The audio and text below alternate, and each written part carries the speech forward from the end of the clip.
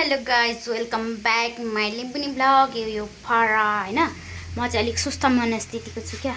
जब त्यो तयारी गर्छु त्यतिखेर चाहिँ म प्लान पनि गर्दिनँ त्यत्तिकै त्यो बस्दा बस्दै अचानक प्लान गर्छु क्या। त्यो के बनाउने के गर्ने भन्नेहरू म पूर्व तयारी गर्दिनँ क्या। म चाहिँ यस्तो बसिरहेँ सट्ट सोच ठ्याक्क दिमाग लायो बनाइहाल्यो गर्ने गर्छु।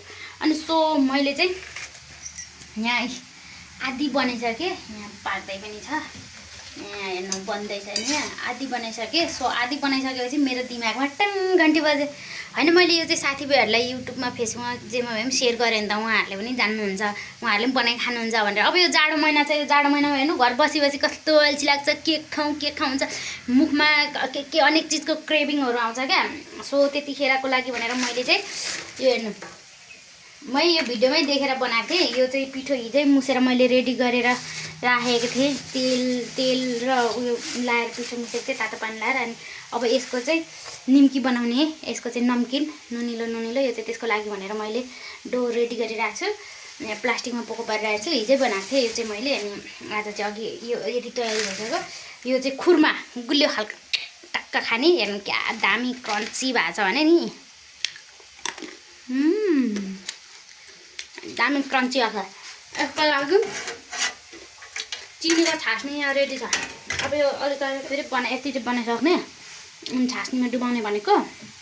अनि यो चाहिँ फेरि अलिक लाम्चो खालको क्या, यो चाहिँ डोलो खालको, चारपाटे सानो कुडुक यस्तो। अनि यसको चाहिँ साइज अलिकति फ्रेन्च फ्राई जस्तो लामो बनाइरहेको छु।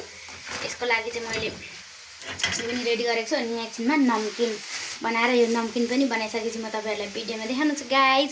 तपाईँहरूलाई पनि यो जाडो महिनामा घरमा बसी बसी अल्छी लागिरहेछ, के खाउँ भएर क्रेभिङ भइरहेछ भने चाहिँ मैले चाहिँ यो ट्राईको लागि चाहिँ हिजो बनाएको थिएँ। मसँग अस्ति मोमो बनाउँदाखेरि उब्रेको अलिकति पिठो थियो, त्यही पिठोको बनाएको थिएँ। सो त्यो बनाएपछि चाहिँ मलाई अलिकति रिजल्ट राम्रै आयो। अनि मलाई यहाँ छ त्यो, यो चाहिँ हिजो बनाएको थिएँ। अघि हिजो अलिअलि मिठाई भनेर आउनु हुने गेस्टहरूलाई पनि दिएँ, अनि नानीलाई पनि अघि स्कुलमा खाजा दिएर पठाएँ। अनि सो यो चाहिँ मसँग अलिकति थोरै पिठो थियो, त्यसको मैले विचारको लागि बनाएको थिएँ। यो चाहिँ क्रन्ची छैन, हल्का सफ्ट छ। अनि अहिलेको चाहिँ अलिक डिप फ्राई गरेर क्रन्ची बनाउने कोसिस गरिरहेको छु, हेरौँ के हुन्छ। सो यसरी घरमा बसेर अल्छी लाग्दा क्रेभिङ हुँदाखेरि खानु टाइम पास, नानीले खाजा पनि काम दिएन। अब हुनु त आटा मैदा खानु हुँदैन भन्छ, अरू चाहिँ केही मिक्स गरेको छैन, घरमा भएको अलिकति शुद्ध चाहिँ छ। अब ताजा तेल, ताजा होइन। फेरि म अलिक जुगाडु टाइपको पनि पर्छु है। यो मेरो बेड हेर्नु न, यो लिरिक खुस्किया गरेर हल्लै गर्ने अरे, के गर्दा पनि हुँदैन, के गर्दा हुँदैन, ठोठो मात्रै यहाँ बच्यो है। यो लुज भयो। त्यस पछाडि अहिले आगो बाल्ने भाटा चेपचाप पारेर अब चाहिँ लु ठ्याङ हल्लाउँदै पनि बनाउनु मिल्छ, फ्याङ गर्दै चलाउनु मिल्छ। अघि त खुस्के गर्दै थियो, त्यही भएर जुगाड पनि गर्छु नि गाई, हेर्नु यहाँ भाटाले बाँधेर। सो म तपाईँलाई भने निम्की खुर्मा सबै रेडी भएपछि देखाउने छु अहिलेलाई, र भिडियोमा बन्दै गर्नु होला। अब खुर्मा चाहिँ रेडी भइसकेको छ। अनि यसमा चाहिँ यो चिनीको छास्नीमा यसरी मल्दैछु अहिले चाहिँ। अनि यो अलिक ड्राई भएपछि चाहिँ खाने हो। अहिले पनि खाँदाखेरि आवाज राम्रै आउँछ, क्रन्ची नै हाँ।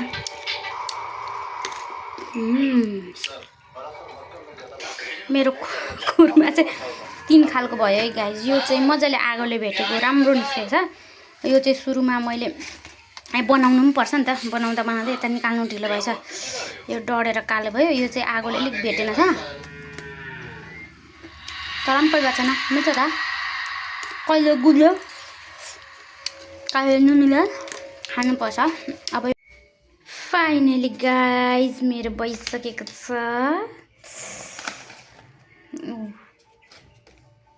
हेर्नुहोस्, यो चाहिँ अहिले लास्टमा अल्छी लाग्यो मसिनो बनाउनु भने।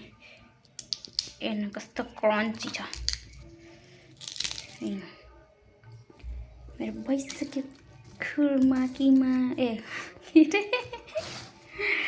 निम्की भइसकेको छ तर मेरो कुनै कुनै चाहिँ के भयो लिसिक लिसिक भयो ए लिसिक लिसिक भयो के भयो यसमा आगो पुगेन होला हौ खुरमा दिस इज निम्की यो निम्की तर के भएर प्यात्त भयो